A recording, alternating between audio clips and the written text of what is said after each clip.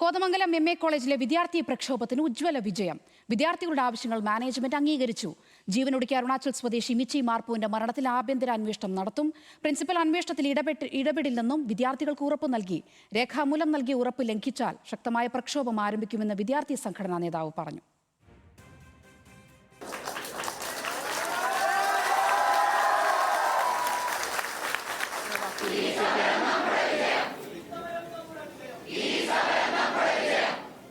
ഈ മരണത്തിന് ഉത്തരവാദികളായ അവർക്ക് വേണ്ട കറക്റ്റായുള്ള നടപടികൾ ക്യാമ്പസിനകത്ത് ഉണ്ടാവും എന്നാണ് അറിയിച്ചിരിക്കുന്നത്. അതുപോലെ തന്നെ ക്യാമ്പസിൽ നമ്മൾ പ്രാഥമികമായിട്ടുള്ള ആവശ്യമുള്ള 12 ആവശ്യങ്ങളുണ്ട്. ആ 12 ആവശ്യങ്ങളും ഈ കമ്മിറ്റി ചർച്ച ചെയ്യും.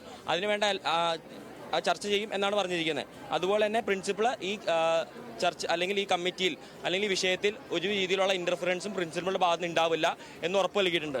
അതുപോലെ തന്നെ കൺസേൺ ആയിട്ടുള്ള HOD അതുപോലെ തന്നെ KT കോർഡിനേറ്ററിനെയും ഇതിൽ നിന്നും ഈ റിപ്പോർട്ട് വരുന്നിടം വരെ മാറ്റി നിർത്തിയിട്ടുണ്ട്. ഒരാഴ്ചയ്ക്കുള്ളിൽ ഇതിന് വേണ്ട റിപ്പോർട്ട് തരാം എന്നാണ് പറഞ്ഞിരിക്കുന്നത്.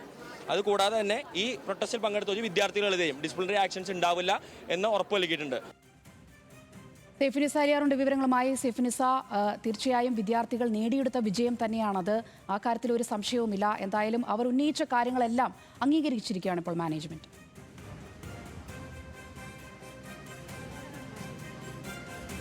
തീർച്ചയായും 3 ദിവസം നീണ്ട വിദ്യാർത്ഥികളുടെ സമരമാണ് ഇന്ന് ഫലം കണ്ടിരിക്കുന്നത്. ശനിയാഴ്ചയായിരുന്നു അരുണാചൽ പ്രദേശ് സ്വദേശിയായ മിച്ചിയുടെ മരണം. അതിനുശേഷമാണ് വിദ്യാർത്ഥികൾ പരസ്യമായ ഒരു സമര പരിപാടികളുമായി മാർ അത്തനേഷ്യസ് കോളേജിൽ രംഗത്തെത്തിയത്. പക്ഷേ ആദ്യമൊക്കെ മാനേജ്മെന്റ് ഇവരുടെ സമരത്തിനോട് മുഖം തിരിക്കുന്ന നിലപാടായിരുന്നു. പക്ഷേ പിന്നീട് ഈ വിദ്യാർത്ഥികളുമായി ചർച്ചയ്ക്ക് തയ്യാറാവുകയായിരുന്നു. അതിൽ ഏറ്റവും പ്രധാനപ്പെട്ട കാര്യം എന്ന് പറയുന്നത്, ഇന്ന് ഈ ചർച്ച തുടങ്ങുന്നതിന് മുൻപ് രാവിലെ ഈ വിദ്യാർത്ഥികൾ കോളേജ് ഗേറ്റ് അടയ്ക്കുകയും പിന്നീട് വിദ്യാർത്ഥികളെ ഇതിനകത്തേക്ക് കയറ്റാത്തൊരു സ്ഥിതിവിശേഷമൊക്കെ ഉണ്ടായി. അതിനുശേഷമാണ് വിദ്യാർത്ഥികൾ കോളേജ് തള്ളി തുറന്ന് അകത്തേക്ക് കയറുകയും ശക്തമായ സമരവുമായി മുന്നോട്ട് പോവുകയും ചെയ്തത്.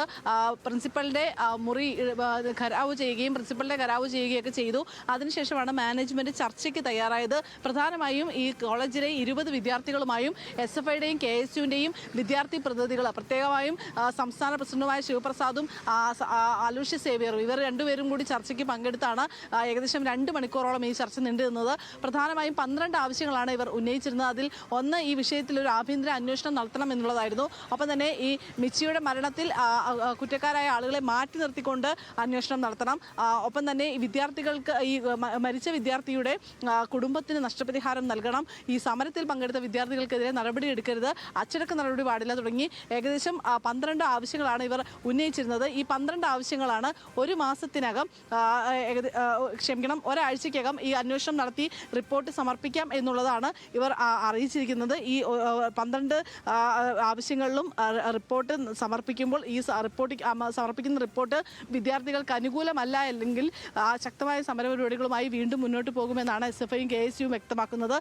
അതായത് ഇതൊരു 1ാം ഘട്ട സമരമാണ്. ഈ 1ാം ഘട്ട സമരം വിജയകരമായിരിക്കുകയാണ്. ഈ 1ാം ഘട്ട സമരത്തിന് ശേഷം വീണ്ടും ഈ മാനേജ്മെന്റ് ഭാഗത്ത് നിന്ന് അനുകൂല നിലപാടല്ല എങ്കിൽ വീണ്ടും സമരമുണ്ടാകും. എന്തായാലും ഇതിൽ ആഭ്യന്തര അന്വേഷണ സമിതി എന്താണ് എന്നുള്ളത് വിദ്യാർത്ഥി പ്രതിനിധികളുമായി ഇന്ന് തന്നെ മാനേജ്മെന്റ് തീരുമാനമെടുക്കുമെന്നാണ് അറിയിച്ചിരിക്കുന്നത്. ആരൊക്കെ ഈ അന്വേഷണ കമ്മിറ്റിയിൽ ഉണ്ടാകണം എന്നുള്ള കാര്യത്തിൽ കൃത്യമായ ഒരു തീരുമാനം ഉണ്ടാകും.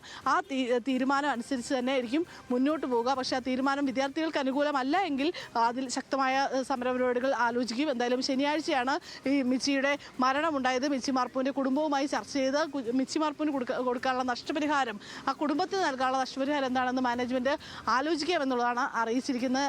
എന്തായാലും നിലവിലുള്ള ആഭ്യന്തര അന്വേഷണത്തിൽ പ്രിൻസിപ്പൽ ഇടപെടില്ല എന്നും വ്യക്തമാക്കിയിട്ടുണ്ട്. പ്രിൻസിപ്പൽ മാറി നിൽക്കണം എന്നുള്ളതായിരുന്നു വിദ്യാർത്ഥികളുടെ പ്രധാനപ്പെട്ട ഒരു ആവശ്യം. പക്ഷേ അത് എന്തായാലും വിദ്യാർത്ഥികൾ പറഞ്ഞ ആ ആവശ്യം ഒരു രീതിയിൽ അംഗീകരിക്കാൻ കഴിയില്ല. പ്രിൻസിപ്പലിനെ മാറ്റി നിർത്താൻ കഴിയില്ല. പകരം ഈ വിഷയത്തിൽ ആഭ്യന്തര അന്വേഷണത്തിൽ പ്രിൻസിപ്പൽ ഇടപെടാതിരിക്കാൻ മാനേജ്മെന്റ് ഉറപ്പ് നൽകുന്നു എന്നുമാണ് വിദ്യാർത്ഥികളെ അറിയിച്ചിരിക്കുന്നത്. ഇതനുസരിച്ചാണ് ഇന്ന് വിദ്യാർത്ഥികളുടെ നേതൃത്വത്തിൽ നടത്തിവന്ന ചർച്ച അവസാനിച്ചിരിക്കുന്നത്. ആ ചർച്ച വിജയം കണ്ടതോടുകൂടി വിദ്യാർത്ഥികൾ ഈ സമരം താൽക്കാലികമായി ഇപ്പോൾ അവിടെ അവസാനിച്ചിരിക്കുകയാണ്. രേഖാമൂലം നൽകിയ ഉറപ്പ് ലംഘിച്ചാൽ ശക്തമായ പ്രക്ഷോഭം നടത്തുമെന്നും വിദ്യാർത്ഥി സംഘടന അറിയിച്ചിട്ടുണ്ട്.